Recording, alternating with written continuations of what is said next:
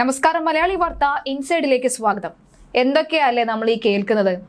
അച്ഛൻ മകനെ കൊന്ന് മാത്രമല്ല, സഹോദരൻ സഹോദരനെയും കൊല്ലുന്നു, സഹോദരിയെ കൊല്ലുന്നു, അമ്മയെ കൊല്ലുന്നു, അങ്ങനെ അങ്ങനെ അങ്ങനെ നീണ്ടു നിൽക്കുന്ന വാർത്ത മാത്രമല്ല, സ്നേഹിച്ച പെണ്ണിനെ കിട്ടാതെ വന്നപ്പോൾ ആ വീട്ടിൽ കയറി അവളെ കൊല്ലാം എന്ന വ്യാജേന കയറി, എന്നാൽ സഹോദരന്റെ ജീവൻ എടുത്ത വാർത്തയാണ് ഇന്ന് കൊല്ലത്ത് നിന്ന് വരുന്നത്. വിദ്യാർത്ഥിയെ വീട്ടിൽ കയറി കുത്തിക്കൊലപ്പെടുത്തിയ സംഭവത്തിന് പിന്നിൽ വിവാഹം മുടങ്ങിയതിലെ വൈരാഗ്യമെന്ന സൂചന തന്നെയാണ് പുറത്തുവരുന്നത്. ഉളിയക്കോവിലിൽ സ്വദേശി ഫെബിൻ ജോർജ് ഗോമസ് എന്ന 21 വയസ്സുകാരനെ കുത്തിക്കൊലപ്പെടുത്തിയ ശേഷം 24-കാരനായ നീണ്ടകര സ്വദേശി തേജസ് രാജ് ട്രെയിനിന് മുന്നിൽ ചാടി ആത്മഹത്യ ചെയ്യുകയായിരുന്നു. തിങ്കളാഴ്ച രാത്രിയോടുകൂടിയാണ് കൊല്ലം നഗരത്തെ നടുക്കിയ കൊലപാതകം നടന്നത്. പർദ്ദ പോലെ തോന്നുന്ന കറുത്ത വേഷം ധരിച്ച മുഖം മറച്ചാണ് പ്രതിയായ തേജസ് കൊലപ്പെട്ട ഫെബിന്റെ വീട്ടിലേക്ക് എത്തിയത്. കയ്യിൽ 2 ടിന്ന് പെട്രോളും കരുതിയിരുന്നു. ആദ്യം ഫെബിന്റെയും പിതാവ് ജോർജിന്റെയും ദേഹത്തേക്ക് പെട്രോൾ ഒഴിക്കുകയായിരുന്നു. പിന്നീടാണ് കത്തികൊണ്ട് ഇരുവരെയും ആക്രമിച്ചത്. ഫെബിനെ അതിക്രൂരമായാണ് ആക്രമിച്ചിരിക്കുന്നത്. ഫെബിന്റെ സഹോദരിയും തേജസും തമ്മിൽ സൗഹൃദത്തിലായിരുന്നു. ഇവരുടെ വിവാഹം ഇരു വീട്ടുകാരും ചേർന്ന് ഉറപ്പിക്കുകയും ചെയ്തു. എന്നാൽ ഇതിനുശേഷം യുവതിക്ക് ബാങ്കിൽ ജോലി ലഭിച്ചതോടുകൂടി വീട്ടുകാർ ഈ വിവാഹത്തിൽ നിന്ന് പിന്മാറി എന്നാണ് പോലീസ് പറയുന്നത്. എന്നാൽ ഇക്കാര്യങ്ങളിലെല്ലാം കൂടുതൽ വ്യക്തത വരേണ്ടതുണ്ട്. എന്തായാലും കഴിഞ്ഞ ദിവസം രാത്രി ഒരു ഹോണടിയോടുകൂടി കയറി അവരുടെ വീട്ടിലേക്ക് വന്ന ആ ദുഷ്ടനായ അതിഥിയെ കുറിച്ച് പറയുകയാണ് ഈ ഫെബിന്റെ അമ്മ. തന്റെ മകനും തന്റെ ഭർത്താവും ഈ 24 വയസ്സുകാരനെ കത്തിക്കിരയായി മാറിയത് കണ്ടു നിൽക്കുകയായിരുന്നു അമ്മയുടെ വാക്കുകൾ നമുക്കൊന്ന് കേൾക്കാം. ജോലി എന്തോ ചെയ്യാൻ തുടങ്ങിയപ്പോ അയാളെ ഇടിച്ചപ്പോ ഞാൻ റോഡിൽ ഇറങ്ങി ആൾക്കാരെ വിളിച്ചു കൂട്ടി. ഞാൻ ആൾക്കാർ ഓടി വന്ന് ഇവരെ ഓട്ടിക്കും. ആരെയും കണ്ടില്ല. ബൈക്കിൽ വന്നവരെ ഇങ്ങനെ നോക്കിക്കൊണ്ട് ഞാൻ പറയുമ്പോ കേൾക്കുന്ന അല്ലാതെ ആരും ഒന്നും ഇറങ്ങി വന്നില്ല. ബ്ലഡ് ഇങ്ങനെ വെള്ളം പോലെ ഒഴുകി അവർ ഓടി വന്ന് വീണു. അവർ ഓടി വന്ന് വീണ്. അപ്പൊ ജോലി പറഞ്ഞ് എനിക്കും കുത്തുണ്ടെന്ന്. ഓട്ടോയ്ക്കകത്ത് കൊണ്ടുവന്നപ്പോ തന്നെ അവന് അനക്കൊന്നും ഇല്ലായിരുന്നു. പർദ്ദയൊക്കെ കണ്ടത് ഞാൻ മുഖം കണ്ട് ഒരു ചെറുക്കനാ അവൻ കൂസലില്ലാതെ നടന്നങ്ങ് പോയി. അപ്പോഴത്തേക്ക് അപ്പു വീണ്. ഫെബിന്റെ സഹോദരിയും തേജസും എഞ്ചിനീയറിംഗ് കോളേജിൽ സഹപാഠികളായിരുന്നു. തുടർന്ന് ബാങ്ക് പരീക്ഷാ പരിശീലനത്തിനും ഇരുവരും ഒന്നിച്ചുണ്ടായിരുന്നു. 2 പേരും പരീക്ഷ എഴുതിയെങ്കിലും യുവതിക്ക് മാത്രമേ ബാങ്കിൽ ജോലി കിട്ടിയുള്ളൂ. തേജസ് സിവിൽ പോലീസ് ഓഫീസർ പരീക്ഷ ജയിച്ചെങ്കിലും ഫിസിക്കൽ ടെസ്റ്റിൽ പരാജയപ്പെട്ടു. മാനസിക സമ്മർദ്ദമാണ് അതിന് കാരണമെന്നും സൂചനയുണ്ട്. അതിനുശേഷം ഇരുവരും അകൽച്ചയിലായി.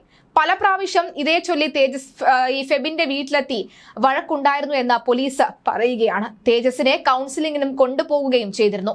ഫെബിന്റെ സഹോദരിക്ക് മറ്റൊരു വിവാഹവും നിശ്ചയിച്ചു. അടുത്ത 9-ന് അതിന് നിശ്ചയം നടക്കാനിരിക്കെയായിരുന്നു ഈ വീട്ടിൽ ഇത്തരം സംഭവങ്ങളൊക്കെ തന്നെ നടന്നത്. ഇതിനിടയിലാണ് കൊടും ക്രൂരത ഫെബിൻ നടത്തിയത്. എന്തായാലും അക്ഷരാർത്ഥത്തിൽ ഞെട്ടലിലാണ് ഇവിടത്തെ നാട്ടുകാരും. വലിയ നടക്കുന്ന സംഭവമാണ് നമ്മുടെ നാട്ടിൽ. ഇവിടെ ഈ പ്രദേശത്ത് അങ്ങനെ ഒരു സംഭവം ഉണ്ടായിട്ടില്ല. ഇപ്പോൾ ആദ്യമായിട്ടാണ് ഇങ്ങനൊരു സംഭവം ഉണ്ടാകുന്നത്.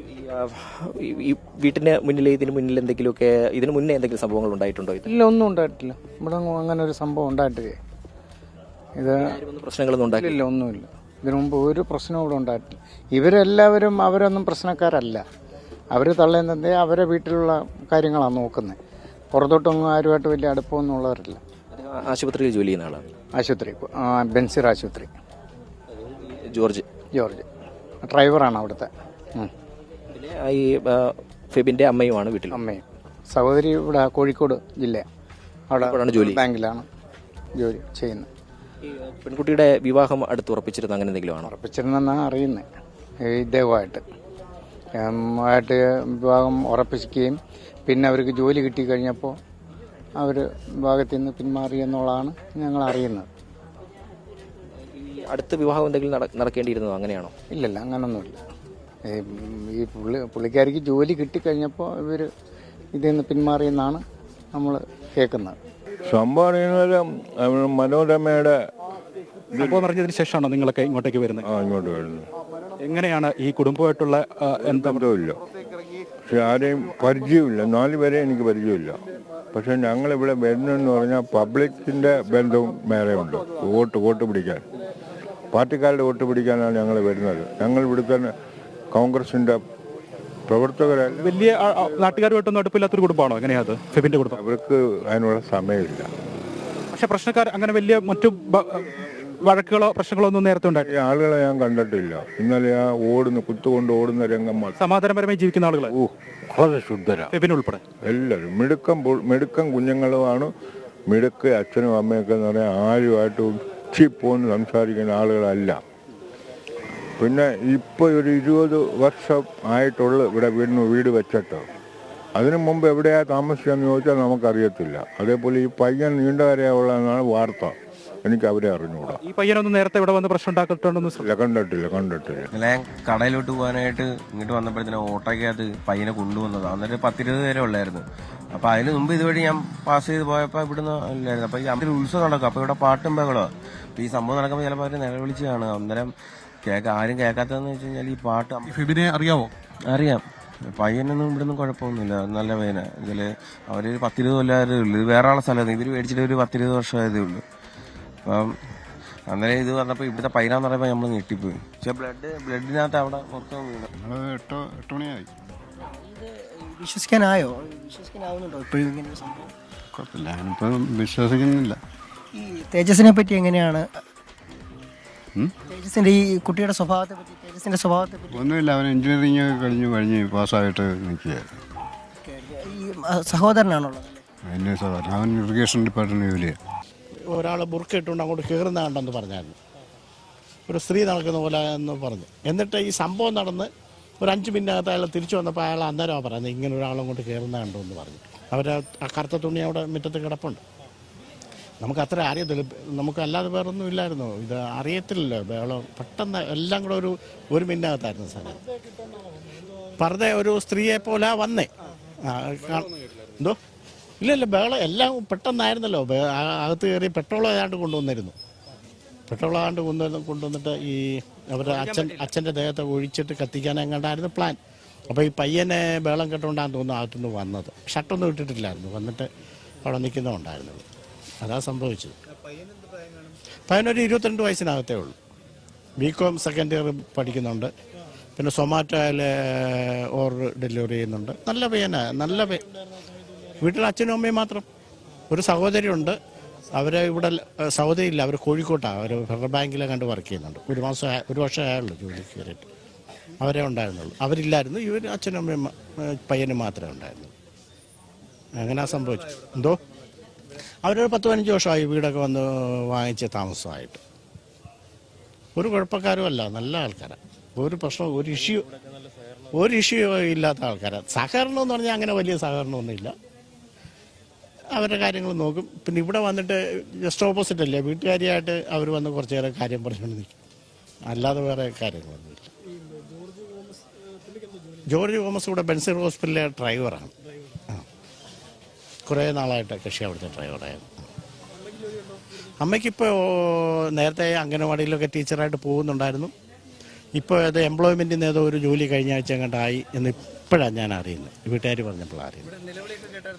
നിലവിളി അവർ അച്ഛനും അമ്മയും നിലവിളി കേട്ടോണ്ടാവുന്നല്ലോ ഇറങ്ങി വരുന്നേ. ഇവിടെ തൊട്ടടുത്തല്ലേ വീട്. ഞാൻ സിറ്റ് ഔട്ട് ചെയ്യുമ്പോൾ നിലവിളി കേൾക്കുന്നുണ്ട്. ഞാൻ കണ്ടതെന്ന് പറഞ്ഞാൽ ഇവർ കിടന്ന് നിലവിളിച്ചുകൊണ്ട് ഈ അച്ചായൻ ഈ കൈയുടെ ഈ ഭാഗത്തെ ബ്ലഡ്, അച്ചായൻ ഷർട്ടൊന്നും ഇട്ടിട്ടില്ല, വീട്ടിൽ ഇരിക്കുന്ന സമയമല്ലേ, ദേഹത്ത് മൊത്തം ബ്ലഡായിട്ട് അച്ചാനും ഓടി വരുന്നു. ഈ അമ്മാമ്മയും ഓടി വരുന്നുണ്ട്. അയ്യോ എൻ്റെ മോനാന്നേ കിടക്കുന്നതെന്ന് പറഞ്ഞാൽ അവർ പറയുമ്പോഴാണ് അവിടെ പെട്ടെന്ന് നോക്കുന്നത്. അപ്പോൾ പയ്യൻ കിടക്കുകയാണ് റോഡിൽ, ഈ മൈതിൻ്റെ അങ്ങേയറ്റത്ത് മൂലയ്ക്ക്. ആരാണ് പയ്യൻ രക്ഷപ്പെടാൻ വേണ്ടി ആരായാലും അങ്ങനെയല്ലേ ചെയ്യുന്നേ. ഫെബിൻ്റെ വീട്ടിൽ അച്ഛനും അമ്മയും പയ്യനും മാത്രമേ ഉള്ളൂ. ഒരു സഹോദരിയുണ്ട്. സഹോദരി ഇപ്പം ഇല്ല. അവർ കോഴിക്കോട്ട് ഫെഡറൽ ബാങ്കിൽ വർക്ക് ചെയ്യാണ്. അവരിപ്പോൾ ഇല്ല, അവിടെ താമസിക്കുന്നു. അത്ര അവർ 4 പേരേ ഉള്ളൂ.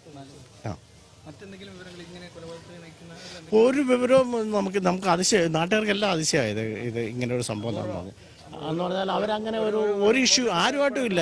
ഇവരുടെ അച്ഛൻ്റെ അമ്മയുടെയോ പയ്യൻ്റെ ഒരു ഒച്ച പോലും അതാണ് ഞങ്ങളും ആലോചിക്കുന്നത്. എന്താ ഈ ഒരു വൈരാഗ്യത്തിലോട്ട് എത്താൻ വേണ്ടി? അവൻ്റെ പൊളിറ്റിക്സ് ഇല്ല, അവൻ്റെ ലഹരി ഉപയോഗിക്കത്തില്ല, അവൻ ജോലി ചെയ്യുന്നു, പഠിക്കുന്നു. ഇപ്പോൾ ഒരു ബുള്ളറ്റൊക്കെ ഒരു 5-6 മാസം മുൻപ് എടുത്തിരുന്നു. അപ്പോൾ വീട്ടുകാരായിട്ട് സംസാരിക്കുമ്പോൾ പറയുന്നതൊക്കെ അതിൻ്റെ ബാധ്യതയൊക്കെ തീർക്കണം എന്നൊക്കെ പറഞ്ഞ് അങ്ങനെ ജീവിച്ചു പോകുന്നവരാ. ഫാത്തിമ മാതാ നാഷണൽ കോളേജ് 2ാം വർഷ BCA വിദ്യാർത്ഥിയാണ് ഫെബിൻ ജോർജ്. ഈ district crime records bureau grade SI Neendakara Puthenthura തെക്കടുത്ത രാജുവിന്റെ മകൻ തേജസ് രാജുവാണ് ചെമ്മാൻമുക്ക് റെയിൽവേ ഓവർബ്രിഡ്ജിന് സമീപം ട്രെയിൻ തട്ടി മരിച്ചത്. ഫെബിന്റെ സഹോദരിയും തേജസും ഒരുമിച്ച് പഠിച്ചവരാണ്. പ്രണയത്തിലായ ഇരുവരും വീട്ടിൽ കാര്യം പറഞ്ഞതോടുകൂടിയാണ് വിവാഹം ഉറപ്പിച്ചത്. ജോലി ലഭിച്ചതോടുകൂടി പെൺകുട്ടി ഈ ബന്ധത്തിൽ നിന്ന് പിന്മാറുകയായിരുന്നു. തേജസ് വിളിച്ചപ്പോൾ ഫോൺ എടുത്തിരുന്നില്ല. ഇതും വൈരാഗ്യത്തിന് കാരണമായി. പെൺകുട്ടിയെ ലക്ഷ്യമിട്ടാണ് പ്രതി വീട്ടിലെത്തിയത് എന്നാണ് വിവരം. ബന്ധം തുടരണമെന്ന് ആവശ്യപ്പെട്ട് യുവതിയെ തേജസ് ശല്യപ്പെടുത്തിയത് വീട്ടുകാർ വിലക്കി. പെൺകുട്ടിയെ ലക്ഷ്യമിട്ടാണ് പ്രതി വീട്ടിലെത്തിയത് എന്നാണ് വിവരം. ബന്ധം തുടരണമെന്ന് ആവശ്യപ്പെട്ട് യുവതിയെ തേജസ് ശല്യപ്പെടുത്തിയത് വീട്ടുകാർ വിലക്കി. ഈ ദേഷ്യമാണ് യുവതിയുടെ സഹോദരനെ കൊലപ്പെടുത്തുന്നതിൽ കലാശിച്ചത് എന്നാണ് പോലീസ് പറയുന്നത്. കുത്തേറ്റ യുവതിയുടെ അച്ഛൻ ജോർജ് ഗോമസ് ചികിത്സയിൽ തുടരുകയാണ്. വെള്ള നിറമുള്ള കാറിൽ പർദ്ദ ധരിച്ചാണ് ഫെബിന്റെ വീട്ടിലേക്ക് തേജസ് എത്തിയത്. കുത്തേറ്റ ഫെബിൻ രക്ഷപ്പെടാൻ റോഡിലേക്ക് ഇറങ്ങിയെങ്കിലും താഴെ വീണു.